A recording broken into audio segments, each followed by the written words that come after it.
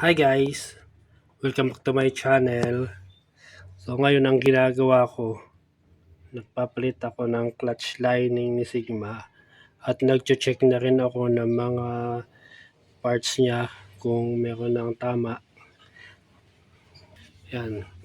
Hindi ko pala to guys sinabak sa kung anong ah, tawag dyan, upgrade. Yan. Hindi ko siya in-upgrade lalo na nitong nakaraang bagong taon. Stock pa rin siya guys, no? Pero kung ano niya, napansin ko sa kanya, after 4 years ko na siyang gamit, maluwag na yung kanyang housing. Yan, umuuga na. May uga na siya at parang yan. Meron na siyang gap. Chinek ko yung housing niya. Ito pala hub pala tawag dito. Hub. Housing. Clutch hub. Ewan ko. Hindi ko alam. Nakalimutan ko na kung anong tawag dito. Housing ba? Paki-comment na lang. Tapos ito, yun, chinek ko ito. Nung nakita ko, meron na rin siyang lamat. Ay, ito nga pala guys, bagong bili ko yan. Yan. Yun o, meron na siyang lamat. Kaya buti na lang nag-check ako ng mga parts niya para maiwasan yung mga unusual, yung mga hindi inaasahang pangyayari. Tapos ito, matagal ko na itong nabasag. Yan. Yung plate niya, nabasag ko yan. Papalitan ko na rin ng bago. Bumili ako matagal na sa online, hindi ko pa siya naikabit. At ito siya. Yan. Hindi rusi ang pinagbilhan ko. Nabili ko siya ng isang set. Kasama ito. Yan, isang set ito. Kasama na yung mga plates. Kasama na to. Pati ang kanyang lining. Yan. Nabili ko siya around 800 pesos. Isang full set na to. Ang maganda rito guys, matigas ang spring niya. Yan, ito ang spring niya. Yan. Matigas. Matigas ang spring. Kumpara sa stock. Yan, ito ang stock. Yo. Kaliwang kamay lang gamit ko guys. Mahina pa yung kaliwa ko pero kita nyo na bebend siya. Kumpara dito sa matigas. Yan. Ngayon, bumili na rin ako ng bagong lining. Ito hindi ko gagamitin yung lining na binigay sa akin na kasama nito. Kasi manipis. Manipis yung lining niya. Yan. Ito yung ano niya. Ito pa hindi pa to nakagamit pero ang nipis guys. Kaya parang gamit na rin. Kaya itong binili. Ito, nagtatabi ako ng mga stock ko na lining para may pamalit agad ako. Hindi na ako maghahanap. Marami naman nakakaalam kung anong size ng lining ni Sigma. Pero sasabihin ko na rin yung Supremo po. Yan. Supremo TMX 155. Yan. Kasukat po yan ng Sigma natin. Yan. Mabibili nyo po yung Supremo, 5 piraso lang po. Yan, tulad kagaya po nito, sa isang packaging niya 5 piraso lang, tatlo ang binili ko na guys. Tatlo yan, yung isa nagamit ko na. nagtagal din naman. Kaya magpapalit tayo ngayon. Yan. Sabi nila 16 kilometers, 16,000 kilometers bago ka magpalit ng lining. Siguro 16 times ka rin magpalit ng change oil. After nun, pwede ka na rin, isasabay mo na rin ang pagpalit ng lining. Pag magpa-change oil ka ng after 16,000 kilometers. Okay? Samahan nyo ako guys na ayan, naikabit. Actually, binakalas ko na siya kanina pa. Kakabit ko na lang. Samahan nyo ako.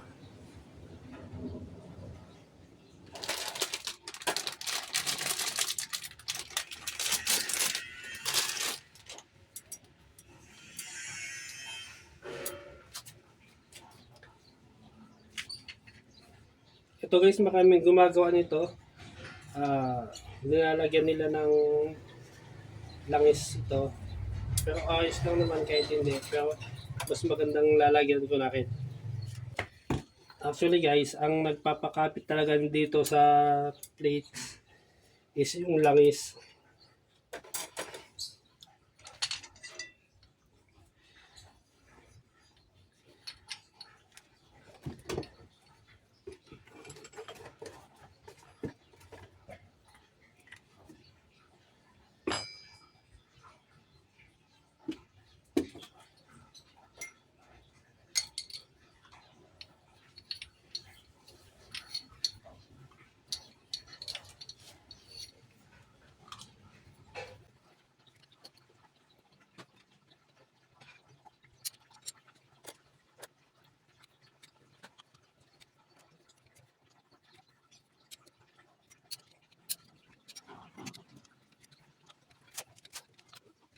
Pag guys, konti lang sa akin, hindi lang naman. Mamaya, lalagyan ko pa naman ulit yan. Kaya konti lang sa muna. Hindi ko mabasa sila. Hindi mo kailang babad.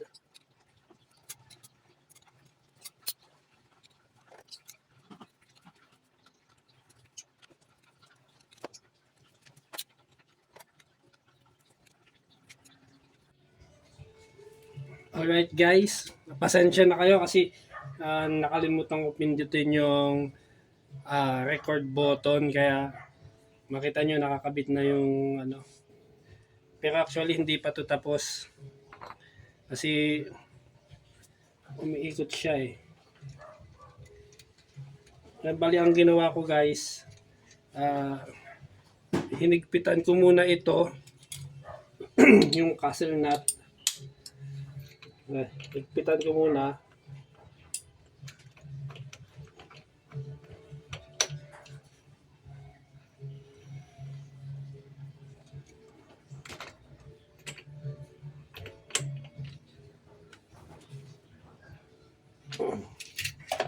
Uy, nahulog.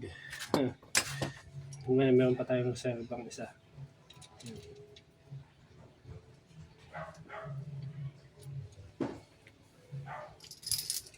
Yan, pagkahigpit ng castle nut, saka ko na ito ilalagay. Bali, hand tie muna. Hand tight. Yan. Hand tight. Huwag muna natin gamitan ng mga wrench para maganda ang pasok niya. Yung tipong walang sumasabit.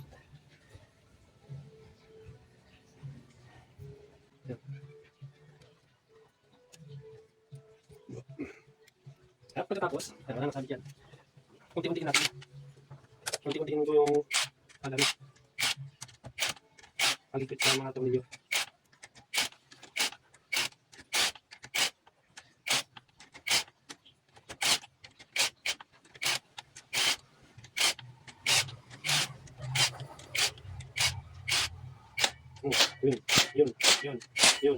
Yun. At saka lang ilagay ang ito guys, Yung kanyang, hindi ko alam kung anong tawag dito, oil pump ba tawag dito? Ito ang oil pump eh. Ito, hindi ko alam kung anong ginagawa nito. Meron tong washer at may nakalagay na out. Yan. Paano to? Pa naka-embossed yung bandang out na nakalagay. At ito naman, yung castle nut na isa.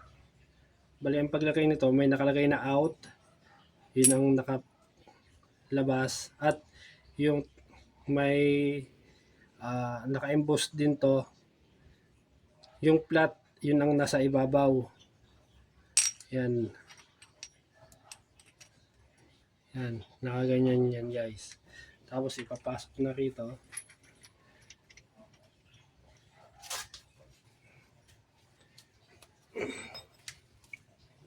At gamitan ulit ng hand tight lang muna.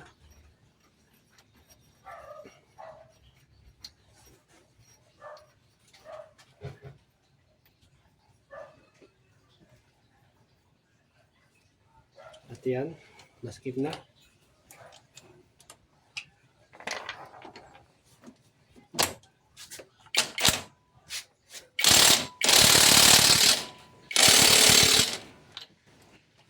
Okay na yan.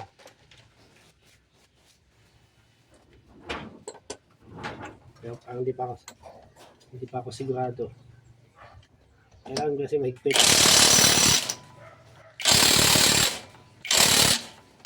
Yan.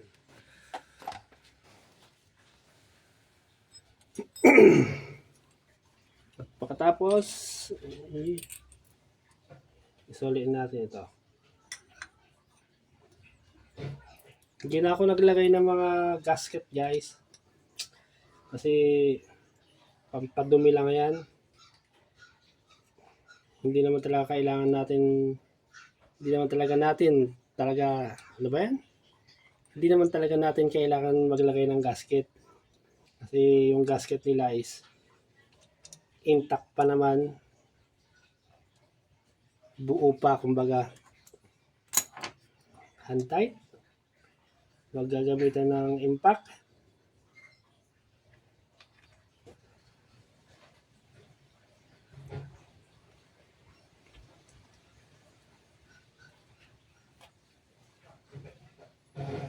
Ito malambot lang to eh.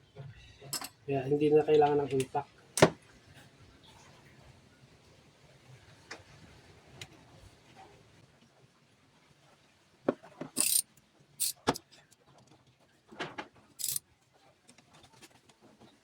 Hindi kung kailangan na maskip.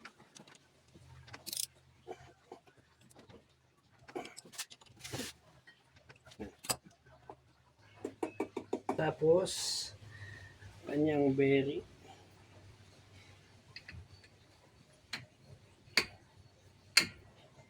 Ayan. Tingnan nyo guys yung gasket. May gasket pa yan. Pero hindi ako naglalagay nung gasket maker. Yung liquid na linalagay. Hindi na ako naglalagay nun kasi once na intact pa yung gasket natin na yan, hindi pa yan dyan lalabas yung langis. Hindi natin na malumabas yung langis. Saka tayo magpalit.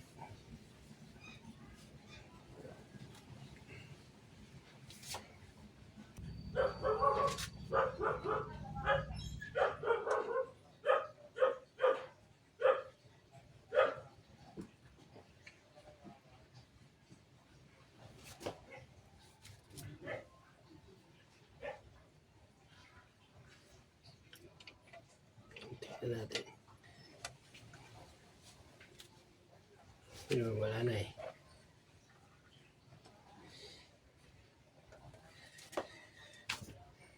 Baka mayroon pang nahulog rito. Yun, baka oh.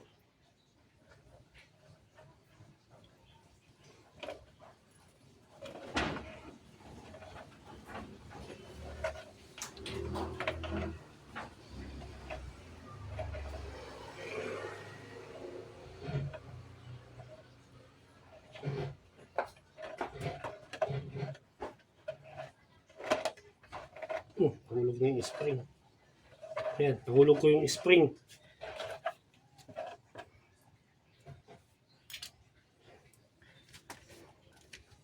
Ayan.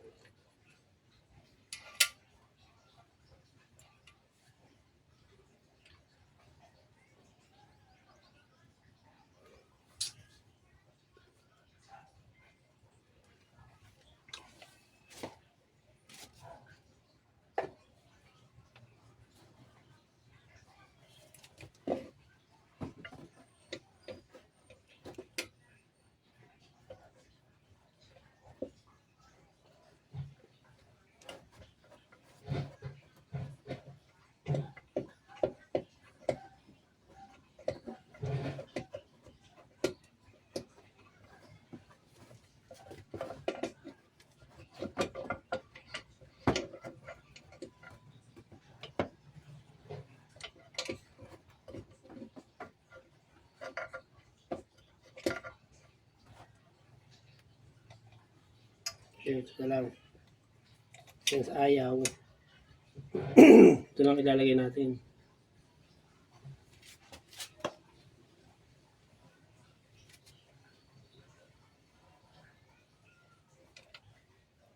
Nakalimutan ko paano to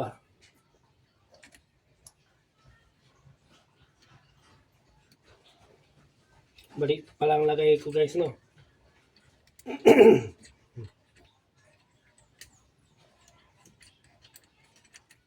Hindi tayo ng pagkabit.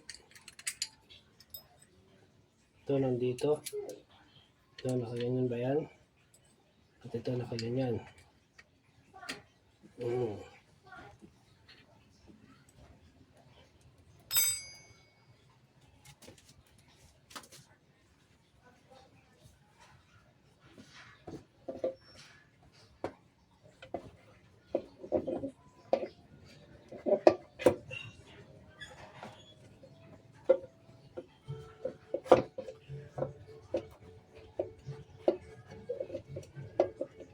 Hirap ipasok.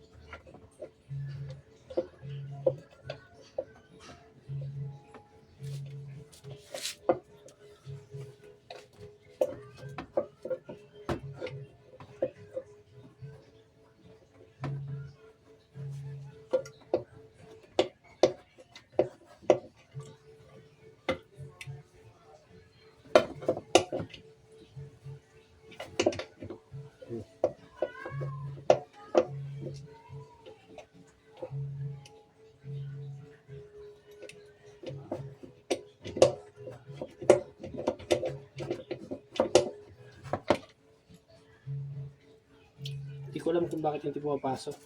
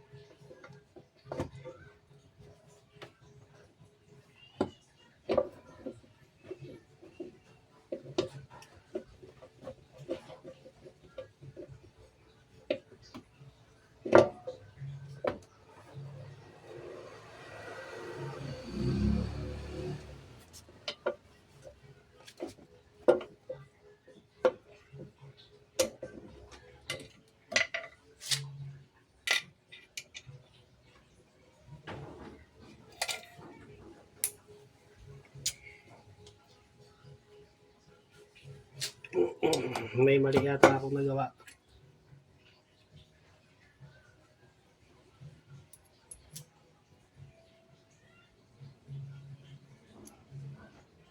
Ito lang naman yun.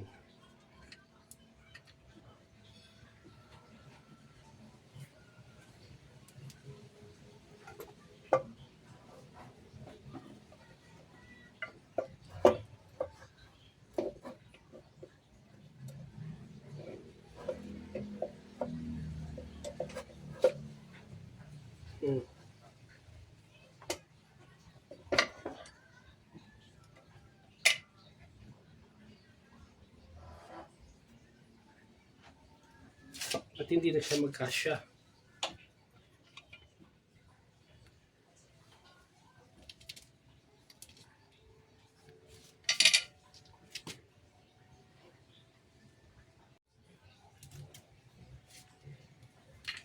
Baliktad pala ako guys ng lagay ano.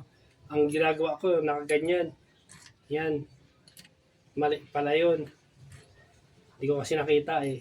Pagbaklas ko nung cover, ganito pala oh. Yan, nakaganyan pala siya. Kaya pala hindi pumapasok. Ngayon papasok na siya. Oh.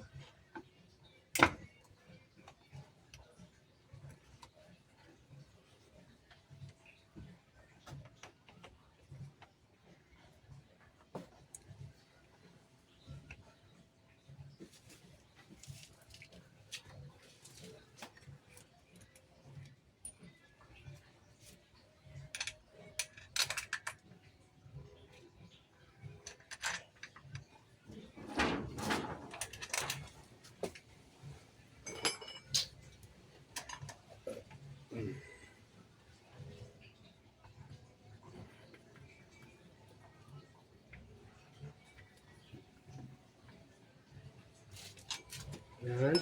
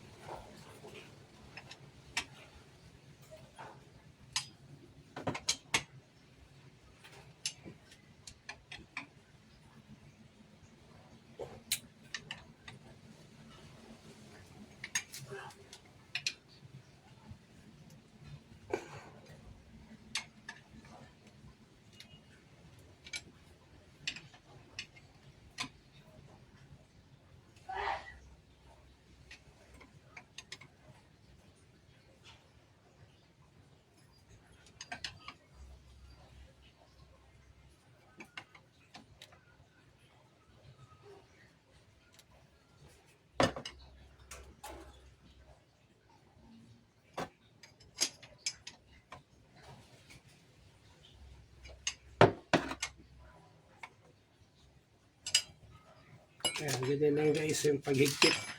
Hindi natin kailangan higpitan ng husto kasi masisira yung thread. Aluminum alloy pa naman ang kaha natin. So hindi siya ideal na higpit ng todo kasi malulus ang thread.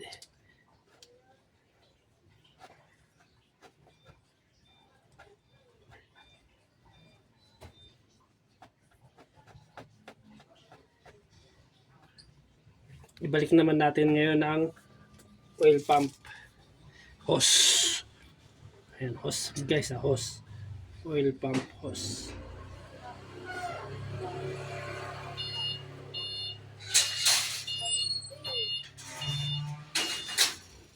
Kahapon pa yung tinapay na to ah.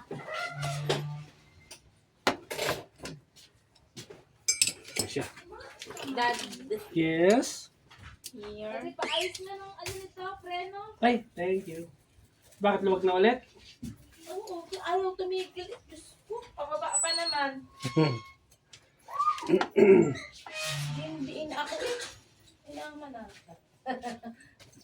Kahit tatlo ka, dalawang at isang sakay ko, gano'n. Labas! Kain na tayo? Pagka isa, mas mahina ang preno niyan. Labas! Hindi dapat mas malakas siya pag tatlo. Kaso hindi eh. Grabe ka ba kung kanina nung tumigil ng tricycle sa unahan ko, ayaw niyang tumigil. Buti, nung palapit na ako, dumiretso na ulit siya.